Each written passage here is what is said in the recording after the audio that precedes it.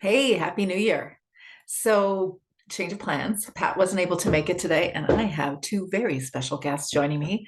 And I'm going to introduce them one by one. One of them actually introduced me to being on video, which you can see if you go into my YouTube channel and look way, way back, and you can see how really awkward I am and how very blonde my hair is. But I'm going to introduce her in a moment.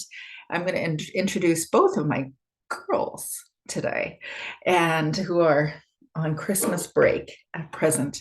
So, we're going to talk about taking stock of your homeschool year and transitioning into the second part of your homeschool year because this is pretty classically known as the slump month or as that period of the homeschool year that gets really draggy, gets really boring. And that apparently is a typical thing for homeschool kids and homeschool moms alike. So know that it will pass. The sun will come back, spring will arrive, and we're going to talk about how to actually tackle some of the challenges around slump month. And also, before we do that, we're going to talk about how to plan for your upcoming homeschool year. So, for the second semester of your homeschool year. But first, we're going to introduce you to my daughter, Madelyn. Have a seat, Madelyn. Hi. So this is Madelyn. She's on break from her second year in ballet. So do you want to introduce yourself? Yeah, my name is Madelyn. At the moment, I'm doing a program at George Brown for performing arts. So tell me a little about it. Yeah, it's a 2-year intensive program with Ballet Oregon that is mostly ballet, but jazz, modern, acting, and vocal. Yeah, taken after her mom. Absolutely. No, not at all. No, not at all. So tell me a little bit about your plans for this year. This year, okay. I have intentions into getting into a company of some sorts. So this year is kind of like the last year of technique, artistry. I'm working on all of that and a lot of point work this year, which is something that I want to work on. Yeah. Okay. Yeah, across the country. And so Madeline is the gal that graduated homeschool high school. And so I thought I would ask her just a couple quick questions about her experience because everybody has a unique experience.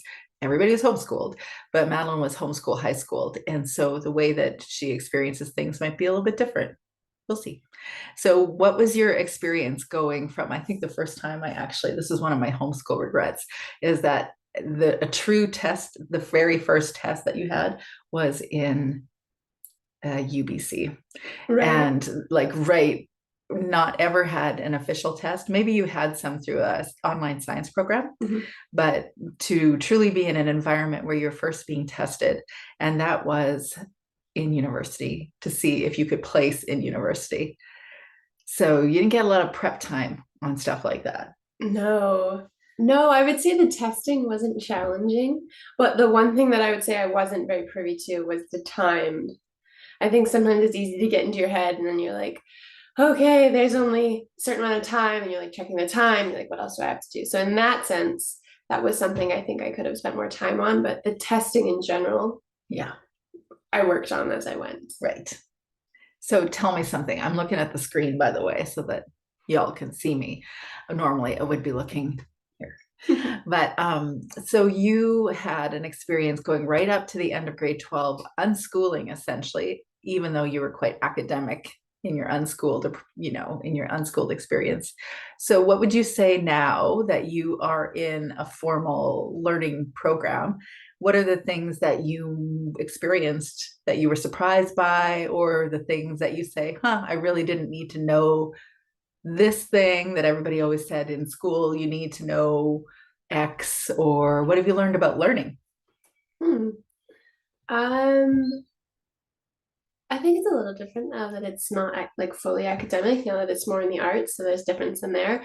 But I'd say honestly, the biggest thing I've learned for myself is that I learn alone. I do. I learn alone. A lot of the times, I can have teachers that say, "Oh, okay, we're gonna do this. We're gonna do it all as a group, and I don't do that well. I enjoy having my own time to work through something Right. and just working it on my own. So you're an independent learner? Very much so. Very much so. So the things, are you noticing anything different between you and the other kids that are in your program? I wouldn't say course directly. I think yeah. we're all different, but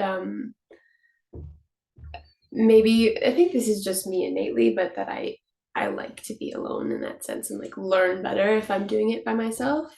Where I think a couple other of my friends enjoy being pushed by a teacher instead of doing it on their own time. Right. Yeah. Thank you. Yeah. Yeah. So if anybody has any questions, can they ask you? Go for it. Yeah. Okay. So you can put that in the comments section and then I'll get back to you. Yeah. So Madelyn, at this time of year, things after Christmas, after New Year's, things, even for me, felt kind of boring. It's the same routine. We have snow, even though we can go outside and it's not crazy cold like when I was a kid. It's cold enough and it's gray and it's blah. Everybody's getting tired of routine. Do you remember back what it was like and what your experience was in January? Challenging. I think it was repetition. It's repetition that I just didn't like. And it's the hardest thing to get out of, especially if you're in a program or you're, in school or you're doing a grade. But yeah. And you just get annoyed with everything and you're just tired. So can you spice things up? Is there a way to do that at this season, or do you just force your way through? Well, I think you can spice things up, but I think sometimes I found that even when you do spice things up, it's tiring. Yeah. Because there is a sense of just having to push on through. Okay. September is always slightly more interesting than January. It is. It is. Yeah, I'm with you. So would you give any advice, especially for moms that have younger homeschool kids, how to engage things in January and February? Make things more exciting. And I think the best thing you ever did, or for me at least, was on the days you just like, we're not doing school. Yeah. It's the most fun. Yeah. We just like went outside. Surprise. Yeah. No surprise. Yeah, exactly. Or an awful lot of documentaries. Do you remember doing documentary days? Yeah, like Everest or yeah. Yeah. Yeah. Yeah. So any last advice or encouraging thoughts for homeschool moms? Just get through January. You can do it. Just get through. Get through. Thanks for being here. Hey, so lovely to have you. Thank you. Okay. So guess what? We have not one, but two of my girls that are here today, coming all the way from the kitchen. Cooking bedroom. Hi, my name is Rachel. Yes. Do you want to come up just a little farther? Yeah. So Rachel actually introduced me to being on screen. What was literally right there, actually. Do you remember that? No. No, we were sitting right there. My hair was, I don't know, some shade of yellow. That was the beginning years. You can see that back in YouTube if you want to. But I was so uncomfortable back in the days, and you were not. I did have a YouTube channel for a little while, and I think I tried to push it and make myself seem properly comfortable on screen, but I was kind of copying other people, so I don't think that is true comfort. But I mean, it looked that way, so what does it really matter? Yeah, girl, I could not have done that. Like, no, actually, I was so uncomfortable. I remember doing a seminar for a conference in the first number of months that I started doing things online, and you're like, that's not you, Mom. Like, yeah, awkward. No, you didn't seem very yourself. You seemed like a pushed out version of you to try to make it seem more, I don't know. I was canned. Yeah. Boring as heck. Yeah, you're not boring. So at least you grew through it. So there's that. Yeah. So are you still doing your YouTube channel? I'm not, no. I did take a long break from that, which then ended with me not continuing with it anymore. It's something I might be interested in continuing when I move out.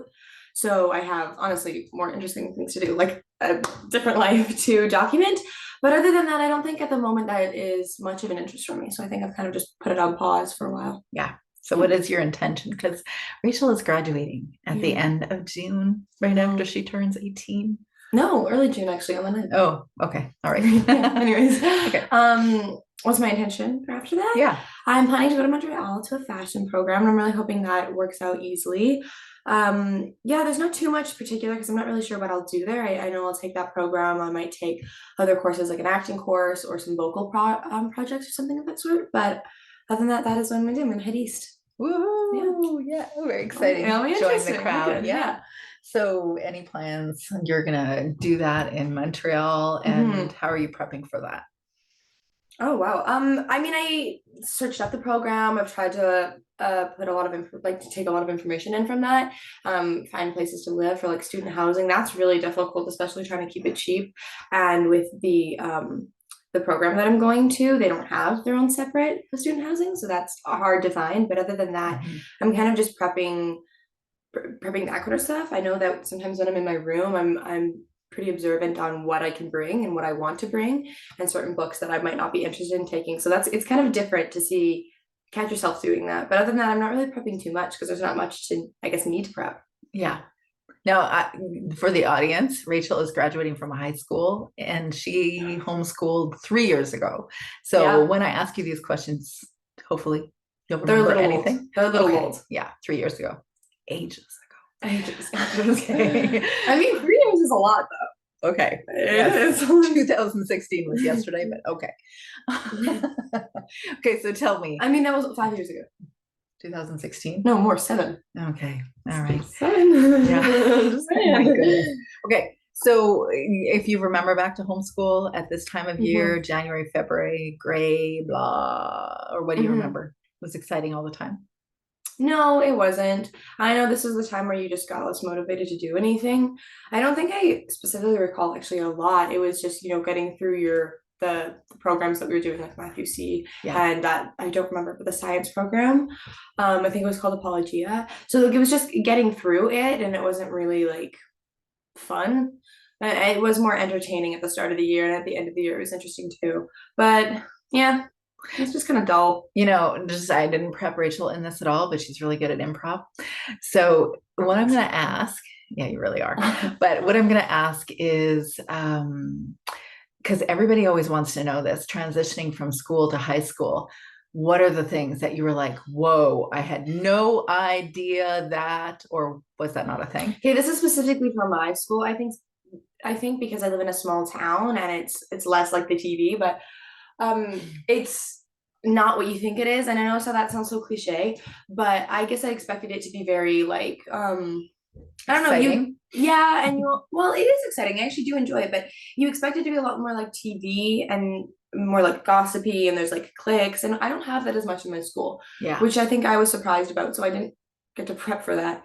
But the transition was just weird because I wasn't at home, and then I had to get used to being around more kids, which wasn't hard, but it was just different. It was just, everything was just different. And then you get prepped to being around kids who are also different. What? I thought it was just homeschooled kids. And so, yeah, I don't know. It was just a change for me, and something that I was kind of forced to get used to, because you have to show up for every day. You can take a few days off when you get sick, but it's not really, and there's no exception. You do show up to school. Right. And in homeschooling, you can, tell your parents that you have an issue that you need to take a break with. And right. That's just not the reality in public school. So do you have a favorite class? No, I'm doing half semesters right now. So I'm just doing, there's supposed to be 4 classes, but I'm just taking 2 for both semesters. I think that my next classes that I'll take, I think I'll really like my law class. I mean, of the 2 that I have right now, they're both pretty good. I'm doing art and AP English, so they're not bad. AP English is difficult though. It's definitely work. Yeah. It's college level course, so yeah, it's hard, but yeah. Yeah, you can do it. You were always the writer, and whenever you'd write things, you all wrote very differently, but you were always trying to sell me something. Oh, really? Yes, always trying to sell me something. Even when you're really young, learning to write, it was like one big long commercial. You're trying to advertise. That's what I'm good at. It is. Good. Yeah. So do you have any other advice or anything you want to, encourage the homeschool moms with to spice up January, February, March? I don't know. I think I don't really know very much on the homeschool mom perspective, because I had the homeschool kid perspective. But yeah, as Madelyn said, try to just make things more exciting, change something up, do something different. Like there can be a day where you pull them out of their basic learning or what they have set for curriculums, and you go do something really different. Go to a museum or something like that, and see how your kids react and if they enjoy that. Yeah. And try to keep that as a habit or something. Yeah, or Paris. Just always. You can just go to Paris. Libraries are good too because sometimes they have library class, or if you have really little ones, there's librarians who read, so you can take a minute or two for yourself. But yeah, I think something around your town or city where you ever live, anything you can do to get out. Just do something unusual, Yeah. something you don't normally Yeah. do. Thanks for being here. Yeah, no problem. Thanks both of you for being here. Of course. So there's real life advice from my real life kids. Hey, want to grab your phone? Okay, so I am going to talk to you a little bit about taking stock, and this could be a journal practice for you over the next few days, but every year at about this time, last week actually, I would grab the Sarah Susanka book, The Not So Big Life, and I would go through the questions in the back of her book to assess whether the way I was doing things, the way I was living my life in the last year, the things that I've been learning in the last year and how I spent my time are the ways that I want to do in the next year. And so I'm actually going to include the link to a post that I have on my website about considering your past year, then engaging questions about your present and how you want to engage your future. And you can use, it's about 20, maybe 15, 20 questions that you could use for just 5 minutes in the morning, journaling each morning. And asking yourself, like, where are you at? Sometimes I've found that if I am sitting with these questions, I go, why am I writing this down? Why am I sitting to write this down? I know it. I lived it. I had the experience. But there's something that goes on in here in your brain where you connect to, I don't know, many epiphanies at times or revelations that you actually get clear on, wait, is there a connection between how I was dealing with this thing over here and what I wanted over here? And just by the mere act of journaling, sitting down with the questions and saying, hey, what inspired me last year? Or what was the journey that I was on last year?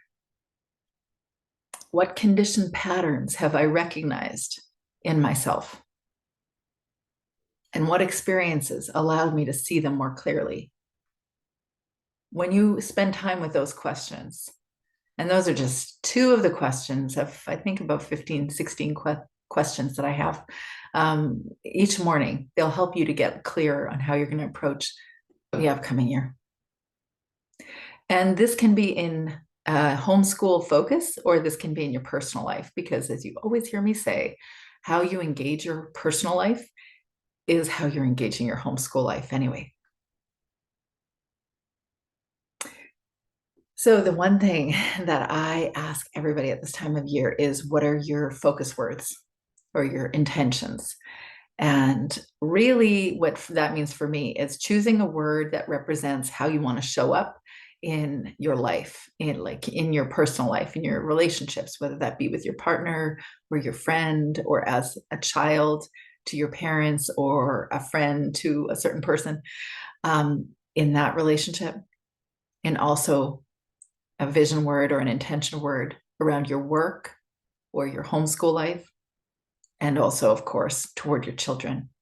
And every year I chose a different word. In fact, I used a different word for each of my kids too. I had an intentional word for each of them. Then I'd put it into my iPod, because that's what I had then. I had put it into my iPod as a daily reminder, and it would remind me of what my intention was.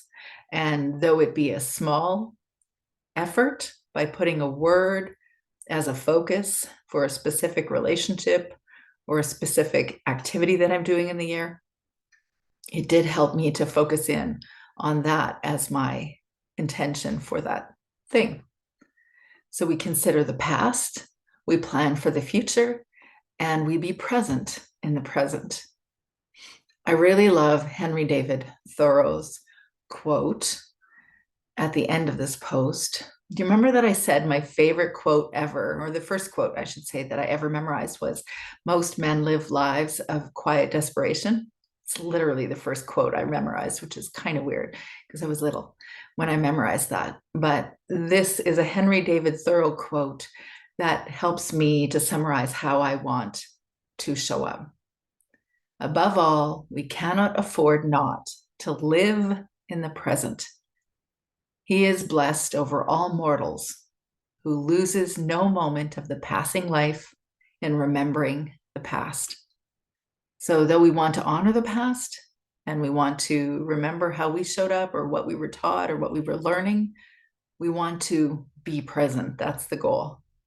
And for a million reasons, you and I both know, it's not always easy to do that, of course. Now, you're always welcome to join me for I call it the 2023 new homeschool year planning. So we could do that together in group coaching.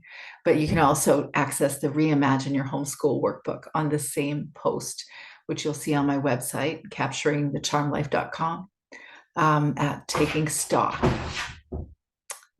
That is my dog trying to get inside. She is not invited. Okay, let's see here. Although she could speak, she would have some interesting tales. Okay, so I was going to have a short discussion with you as well about, let's see, planning for your 2023 homeschool. I hope you've already seen that you have access to the Homeschool Mama Vision Challenge. It's a free 5-day Homeschool Mama Vision Challenge, and it is very popular this year. Maya Angelou is another person that I memorize a lot of quotes because I really love her. And if all the people that I could meet, she'd be the one that I would love to meet. In fact, this was a discussion as we were playing a game at the table yesterday. My mom bought us a game, something like, do you know your family members? Super simple game. And you'd think we would definitely know all the family members because, you know, we've lived this kind of a lifestyle for so long. But then when the question for me was, who would you like to meet who already has passed away? Or did it say, no, maybe it didn't say that. Who would you like to meet if you could meet anybody? And 2 of my kids said Ryan Reynolds. My husband might have too. And then one of my kids said Mother Teresa. And I was like, actually, coincidentally, not really.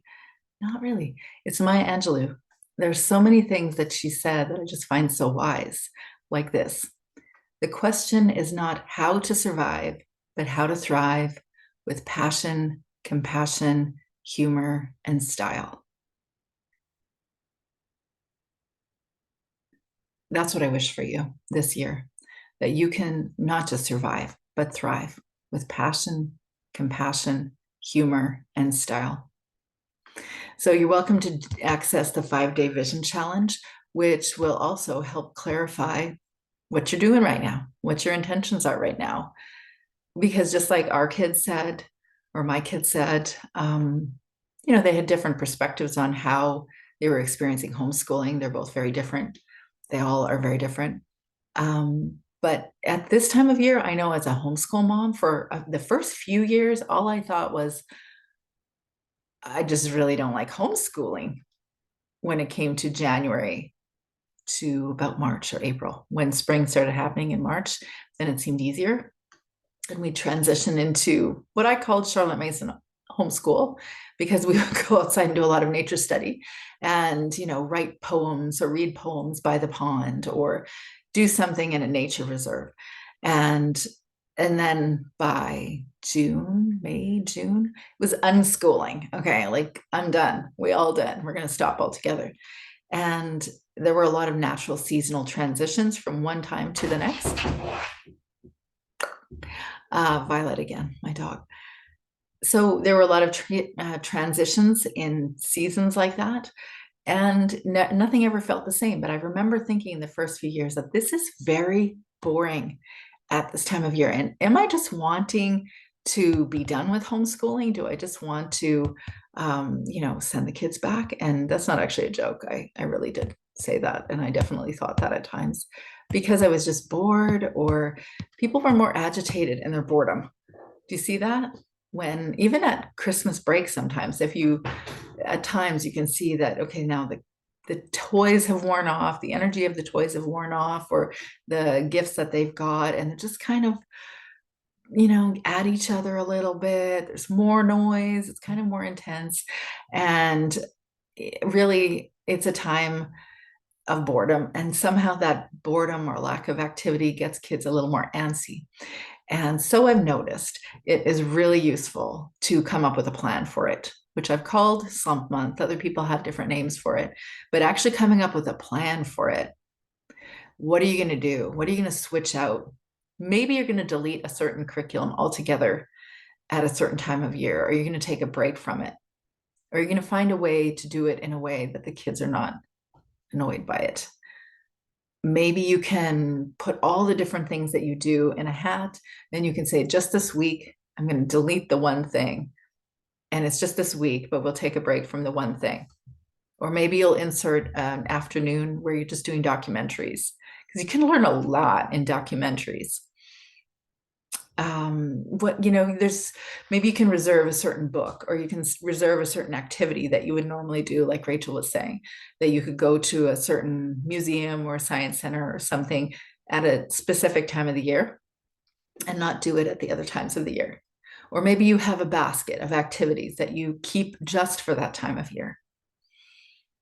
Also, you can think in seasons, as I've said before, to actually think that, and I know we're all doing homeschooling differently. Not everyone is unschooling. Not everyone is classically homeschooling. Maybe you identify as Charlotte Mason. Of course, we're all going to identify as eclectic, but whatever approach you adhere to or engage, you can tell yourself, you know what? I'm going to do it differently in January to March. And then when I'm really done with it, we're going to do March to April is Charlotte Mason style, or take the outdoor activities of Charlotte Mason and bring it outside, or bring it into unschooling, or do none of that at all. But do what is going to work for you rather than just forcing your way through, because forcing your way through, even if you've unschooled and you're like, we are unschooling and we're going to do this all year long and we're going to be happy, that won't work either. So you just kind of learn to flow with the actual kids in your home and ask them, what could we do that might be different? Or you come up with a plan. You will get clarity, by the way. Over the course of a few years, it'll become clearer to you as to how kids are engaging different things and whether they like doing certain things. And it'll seem easier in a way, because then they also get to a stage where they start telling you things in what they want to do or what they don't want to do. And then you have to either come to a sense of peace that how they do it is going to work for them. And it might not be how you imagined homeschooling would be. Like for me, having a kid go to high school, what up? We're homeschooling. This is what we do. We don't actually have a homeschool co-op here, so that makes the social connections a lot more challenging. But you kind of roll with things based on the kids, and you learn and grow based on your kids. So I'm just going to check to see what else I wanted to share with you today, but you're welcome to put in any of your questions down below, and I will respond to you there as well. Yeah. So another thing that I did a lot was pulled out all the games at a certain time. So really, not even 20 minutes ago, maybe half an hour ago, everybody was playing Scrabble without me. What? They're all playing Scrabble. And, had I known earlier, I think taking out shares in all of the games companies is legitimate homeschool investment, because y'all are going to be buying a lot of games. If you haven't already developed the habit of including games and recognizing their value in learning, I would encourage you to actually pull out literally every game and see if you can't tie that game with a certain school subject, because there's learning in there somehow, some way. And naturally, because my kids are homeschooled, someone did tell me it was Fibonacci Day yesterday. And if you don't know what that is, neither do I. But my kids do, and so does my husband. Anyway, all sorts of games, and all sorts of games usually translates into learning activities that the kids really like. The kids enjoy that stuff. Another thing that I did was made a Jeopardy game. It was like a homeschool mom's version of testing, but in a fun way. So I would print off these empty Jeopardy forms from the internet, and I would fill in a topic on the top, maybe 6, 7 topics. And then below, I'd write down 100, 200, 300, 400, 500. And whoever could answer the question in each of those categories would get a candy, which always worked in my home. And it was interesting to watch over the course of time that certain kids would be more likely to answer, "I'll take Russian history for 100, please." And that child would routinely go to history. Or there was another child that would routinely take all the chemistry questions, or another child that would take all the grammar questions, things that I wouldn't have guessed off the top. It was useful for me to learn about their learning because I did that. And maybe this one seems obvious, but as homeschool moms that do things more traditionally, and as homeschool moms that know how much stuff we have to do in the day, we want to create our own routine because it works for us, which I'm all for.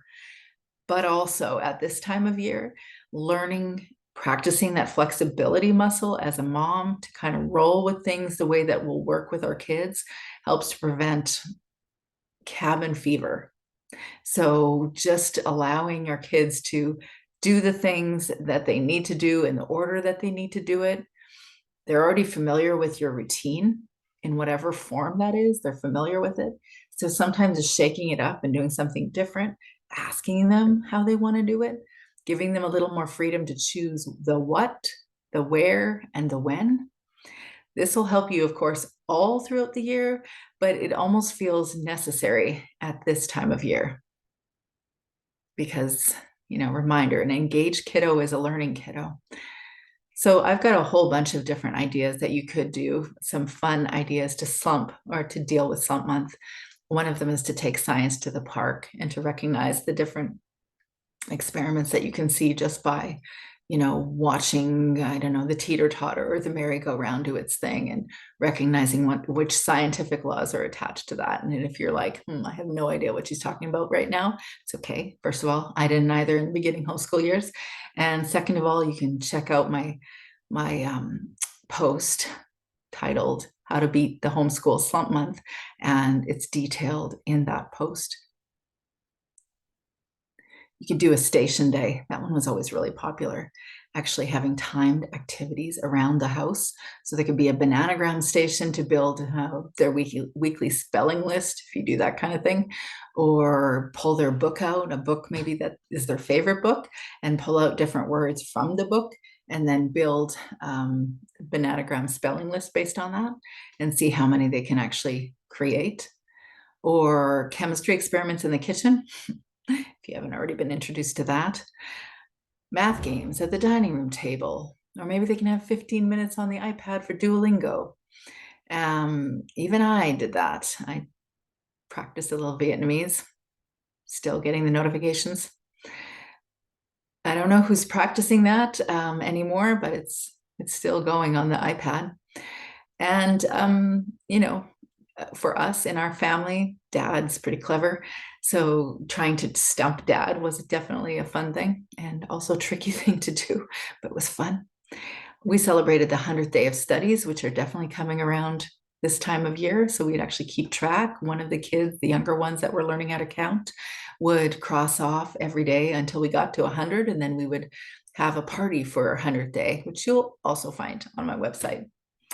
So those are some of the things that we did to ease this time of the year. And before I close, I want to encourage you that this is the time of the year that we really need to take care of us, because seasonal affective disorder is a thing. I feel it myself every year. And using a UV light for 15 minutes with your morning routine, highly effective. Getting your, obviously good nutrition, but also maybe supplementing that with vitamin D, your omega-3s, your multivitamin. I could talk vitamins up the wazoo here, but it depends on, different people's needs, what you need. But, definitely making sure you're fueling your brain, getting outside. Coincidentally, even when it's gray as it is today, and it will be for a few months, getting outside does help us to just be at ease again, or to feel like we got a little sunshine, even if it's a gray day. Go outside. get exercise. Does not matter what you do. Burn off tension. You really need those hormones or the endorphins right now, especially at this time of year. And, what would you add? Because you know me, I'm going to say the green smoothie because that definitely fuels my brain. But maybe there's certain things that you want to do, like a little homeschool hygge in the afternoon and turn on a candle and read a certain kind of book. Maybe you're going to do graphic novels with the kids and turn on a candle and just cuddle up with a book like that, something that you wouldn't normally do. Or, like whatever you do, just make sure that you reserve certain things at a certain time of year, but think about what are you going to do to address your needs too. So I talk about on the podcast, I recorded a podcast, episode 1 of season 5 this year, or today, and it was about how to start your new year. And I know, at least when I was growing up, most people were focusing on fitness, on diet changes. And in the last number of years for me, it's been sticking a number on my Goodreads list so that I could have a new number to aspire to at the end of the year. Definitely not in my early homeschool years. I couldn't have read that much in my early homeschool years. But I think one of the biggest things that we can do is actually create a plan to address our big emotions. You'll hear me say that a lot in the next little while, but that is something that I actually offered last year as well at this time, is group coaching around addressing your big emotions and creating a plan for your big emotions, self-compassion work. Like I said on the podcast, if I had heard about this stuff way back in the day, like really early on in my homeschooling, I would have just rolled my eyes and been like, I don't have time for that.